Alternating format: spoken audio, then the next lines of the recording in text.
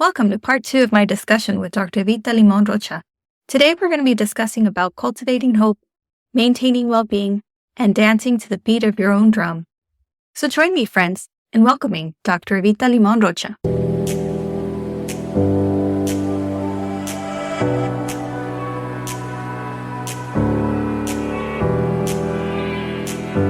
Welcome to the Becoming Latina Physicians podcast, a place where I share my journey to becoming a physician, as well as the stories of others in our community to help inspire, mentor, and equip current and future Latinas on their successful journey into medicine. I'm your host, Dr. Elenice, a board-certified diagnostic and interventional radiologist. Join me in our trailblazing community as we share stories, inspire, and mentor each other to thrive in medicine. Get ready to learn, grow, and become resilient, friends.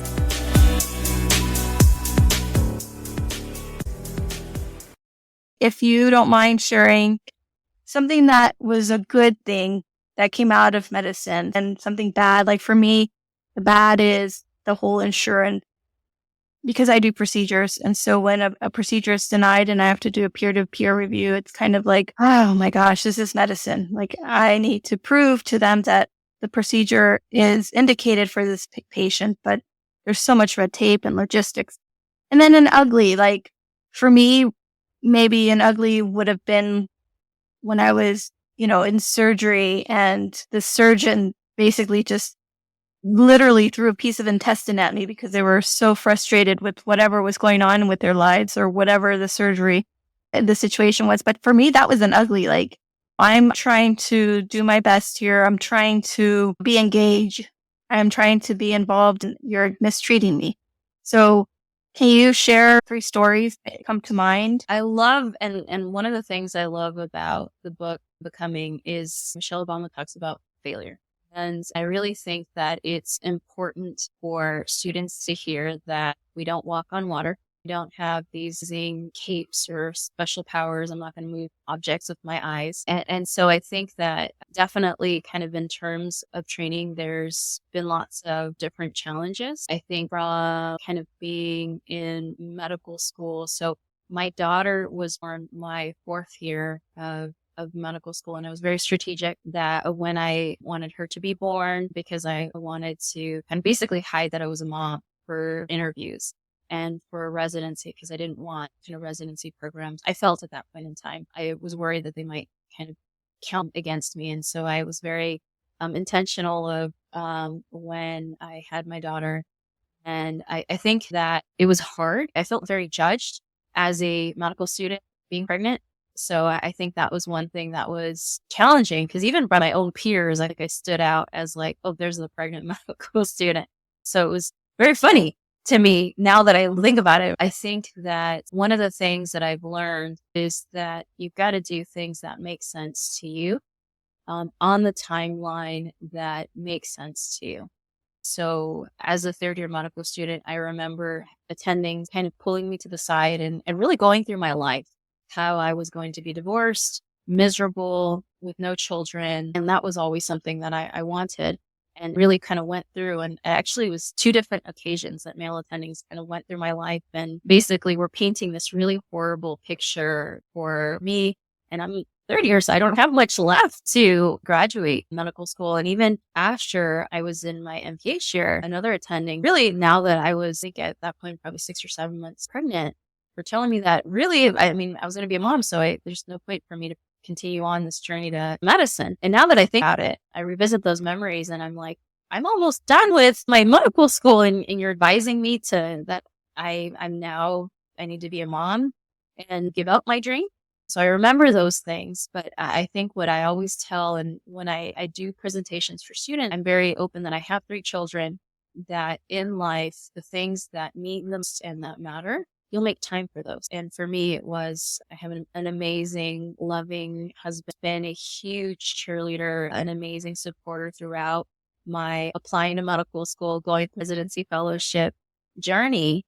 We got married in medical school, and I knew that he and I wanted a family. And so we did. And students will ask me, well, is there a particular time? And I tell them, it's on your time, the best time that makes sense to you. Because in general, and I think this is one of the things that I've learned across time, because when I was a medical student, it felt like medicine was the hardest field of life and the hardest journey of life.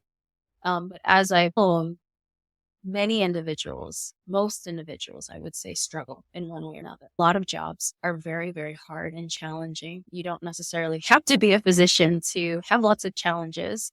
And so I think that in terms of medicine, and ultimately you want to do something that's worthwhile, que vale la pena, and it's something that you feel like is meaningful to you. Medicine, of course, has been very meaningful to me. And I've done things that in ways that make sense to me. And I've been blessed with the support of family, of familia, of mentors, and definitely my husband that has helped make it possible that I had my daughter in medical school and I had my sons during residency. So I think that because of that support, but definitely there's a lot of people that will tell you, no se puede, can't be done. But I think that that's where that mentorship is key. I think that I loved what you said, Lourdes, that and I tell students all the time, I'm like, I'm officially 5 years post-training, and I still need mentors. I still am growing. I still have lots of things to kind of be a better version, and not necessarily like in a negative way that I don't appreciate the milestones and the growth that I've had, but rather I think it's positive to have that growth mindset of lots to learn. I also learn from a lot of different people. Patients teach me in terms of how they experiences their challenges about their lives. I learn a lot all the time. I learn a lot from kind of individuals in all different areas, like the people selling flowers on the side of the road. I learn from them in terms of their strengths, in terms of working hard to support their families.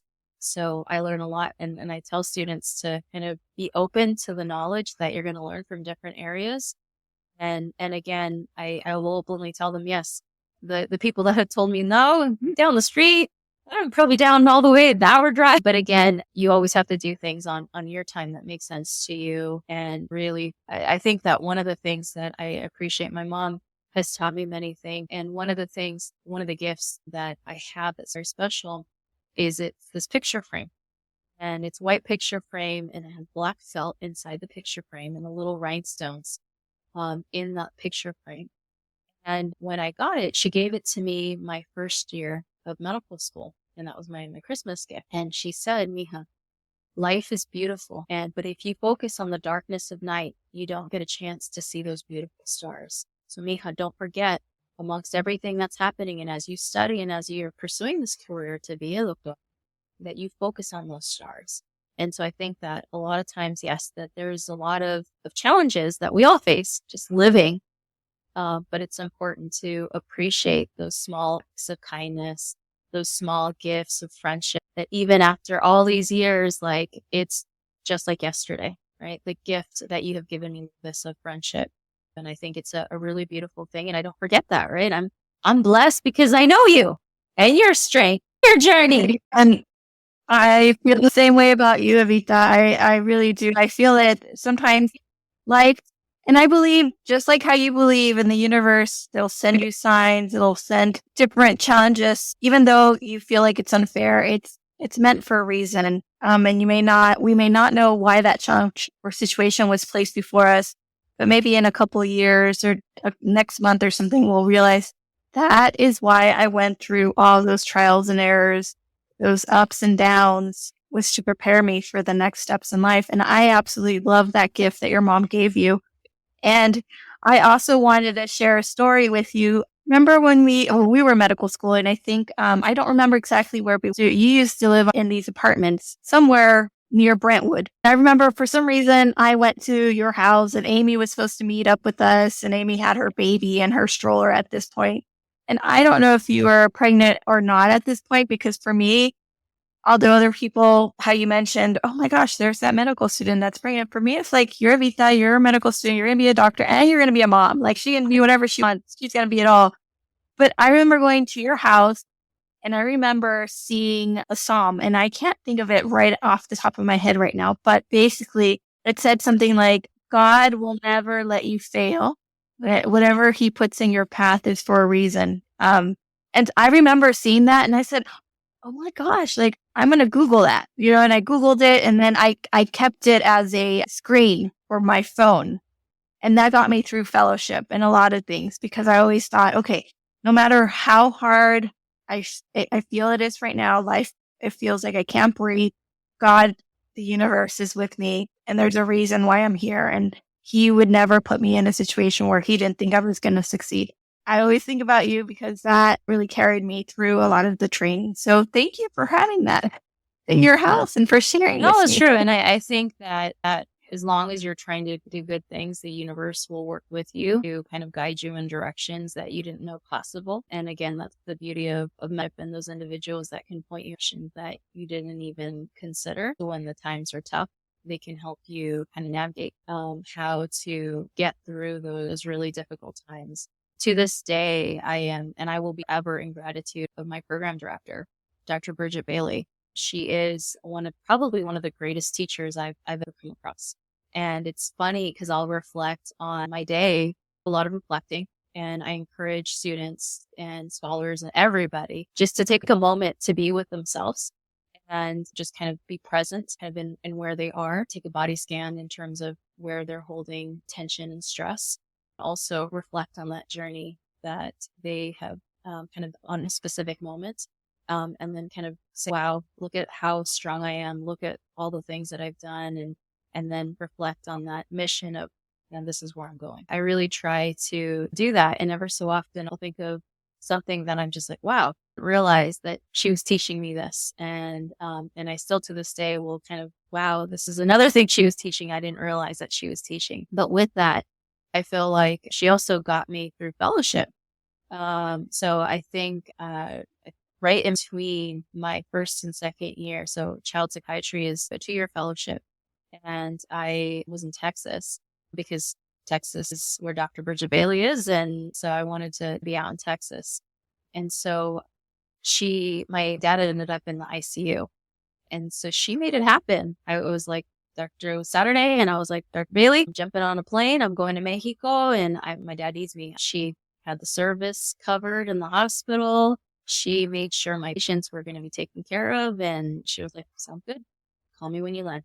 And really moved mountains for me to be able to finish fellowship and made where if I needed to be somewhere, like made sure that she supported me in that. And so that's why I tell students it's so important to have mentors in your life that on the times that, and I sincerely at that point in time thought I'm not going to end up finishing fellowship. It's just not, I don't see how it's possible, but she made it happen. And it's interestingly enough, as a child psychiatrist, she's very smart and she figured out a way so that I could, because that whole experience in itself was very traumatic. And so she had me under the guise of, I was writing for a scholarly journal about that experience to share with kind of the community, the lessons that I learned. So she had attending, so someone had already completed their training, worked through that exercise with me as I wrote, and I kind of wrote this essay, which was going to nowhere. She had the brilliance to say that it was pretty horrible. Let me help my fellow process. And so she skillfully and provided the support because I had provided kind of the safety to be able to do that, created the space to be able to do that. And so again, you got to prove those people that are cheering you on right, and have faith that they're seeing some really wonderful that we may not necessarily be able to see just yet, but have faith that what they're seeing is true and accurate. And that's something still I'm learning to this day. Kind of when someone, to take a compliment, I'm still work in progress. When someone tells me something, I'm like, all right, I'm going to take that. I'm just going to take that. I'm not going to do anything with that. I'm just going to take that. So, and I tell, because I want to know that, again, that growth and like we're always kind of growing and changing and shifting, and that's okay. It's a good thing. It's not a bad thing to be kind of continuing to say, I'm still growing. I'm going to be a better version tomorrow than I was today. And hopefully like from that better. There you go. I love it. I love it, Evita. Anything else that you wanted to talk about today? So I think one of the things is that I want students to always know that they matter. And so sometimes it's hard to come up to individuals that we feel have walk on water and are incredible. So I always tell students, if you feel nervous, superhero pose, arms on your waist, and go do it anyway. And then I always remind them, Bravery doesn't mean that we aren't brave. That means that we do things, and even though we're afraid, we say, yeah, I'm afraid, I'm worried, I'm shaking in my boots, but I'm going to do it anyway. So don't let kind of fear stop you from doing things that are important. Reach out to those mentors. I think that the other thing I like to share with students is the expert at once was a beginner, right? So we all fell, scraped our knees, knocked ourselves like against the walls multitude of times. And so definitely when you see these amazing individuals, I get starstruck too. So if I see Dr. Ramo, Dr. David Hayes Bautista, I still get starstruck. And, or Dr. Flores, Kathy Flores, like I still get starstruck. So, but I think that, it's important to say that, hey, there's this journey that they've been growing, and it's taken many years to get to where they are today. I will say that explore psychiatry, explore the behavioral health field, because we need you desperately. Your comunidad desperately, your community desperately needs you to consider it. And then if you can consider child psychiatry, even better. I try to live a life with purpose. And my purpose and meaning, kind of if I could summarize it in one word, would be service. And so I think that if you can kind of keep where your values are, that kind of those goals moving forward. There's another really good book, Man's Search for Meaning. It's a Jewish psychiatrist and went through the concentration camps. And what got him through that experience and those moments was that he was going to write this book, and his theories related to hope and meaning and being incredibly powerful. And that's another reason why I feel like vision is so important, because we know that having hope can lead us through difficult times. It's a marker if we're not doing well, if we don't have that hope. So again, that's why it's important to keep it central to you for your well-being as well. And then the other thing too is that you got to take care of you. If you don't take care of you, then those beautiful missions, everything that you want to do in this world and what the world needs from you won't happen. So at every single moment, you have to be an advocate for yourself and really kind of know and keep kind of in touch with yourself. So that's why I take those little moments and I do these body scans, and I kind of say, okay, where is the tension? And really work hard. Okay, am I sleeping? Am I drinking enough water? Am I exercising? So movement is part of every single day. A day does not pass by where I'm not moving in one way or another. Peloton, I know we're both into Peloton. So I think for me, movement is medicine. It's a celebration of what my body can do and how amazing it is. It is never a punishment. It is a celebration, and it's good for my mental health. And that's why I exercise, because it's good for my mental health. I always tell students and scholars that really invest and really be cognizant every moment, every day of what it is that keeps you healthy, and make sure that you're doing the things that keep you healthy. Don't let that out the window. Keep that really present to you, because we need you. We need you healthy. We need you strong. And if you're not okay, then please don't feel afraid to get help. That's, Yes, I will say that I agree with everything Evita has shared with us, and health definitely comes first, because I can tell you personally, I put myself last for a very long time. I'm getting better, but it did take a toll on me, on my body, on my mental health. So listen to Evita. And since I've known her, I know she is always on top of that. And I remember he would run every day, run outside, run on a track, do something physical every day. And for me, I never understood that. I never understood that until now. So please do yourself a favor, for all those that are studying for the MCAT, for all those that are sitting for their boards, for all those taking their steps, remember your health comes first. Your mental health comes first. Take care of yourself, because if you don't take care of yourself, you can't take care of others. It's so important. So thank you for sharing that. That actually is a very important point. And also, don't be embarrassed. If you need help, you are considering reaching out to a therapist, a psychiatrist, just even asking questions, do it. Do it. Do not be embarrassed. I think a lot of us, especially in our culture, we get embarrassed because we don't want people to know. We don't want people to know that we have a therapist. We don't, our aunt's going to find out, and then it's going to be chisme, gossip, and everybody's going to find out about your business. But the most important thing is it is private with people. but it's something that if you're willing to explore, it'll help you. Yeah, I agree. And then there was one thing else that I remembered that I wanted to share in terms of, I love Vivo, and I love the little girl from Vivo because she's like, really embraces kind of who she is and dances to the beat of her own drum. So kind of trying to fit in with everyone else was like the most boring kind of times of my life. So I always invite students and scholars to kind of dance to the beat of their own drum if they want a cute little movie. Vivo is a cute little movie, and to embrace kind of who they are. And definitely es un placer with this. And just like, it's like time never passes with you, and that's the beauty of our friendship. So te agradezco mucho. I appreciate you greatly. Likewise, Evita. And for all of those that are listening, medicine will take you on different paths, right, Evita? You think you're going to start on one path and eventually end up somewhere else, and it's a journey. So remember that. And you're going to make lifelong friends, just like I have in Evita. And, the great thing about it is it's like a sisterhood in a way, or a brotherhood, whatever you want to call it, because we both, even though we weren't in the exact same situations, we both went through medical school and the training and all the good, the bad, and the ugly. We have that understanding. But also, I feel like even if time goes on and we don't talk on the phone or we don't see each other in person, we have that underlying friendship, and it's an honor to call you mi amiga. Well, thank you, Evita, so much for joining me on this podcast. Thank you for tuning in to the Becoming Latina Physicians podcast, your prescription for inspiration. Remember, your journey in medicine is not just about becoming a doctor.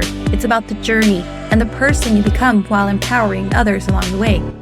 If you enjoyed this episode, be sure to subscribe at Spotify, Apple Podcast, or wherever you get your podcast. And remember to share this with others who need to hear this message. Until next time, keep shining bright. See you at our next appointment.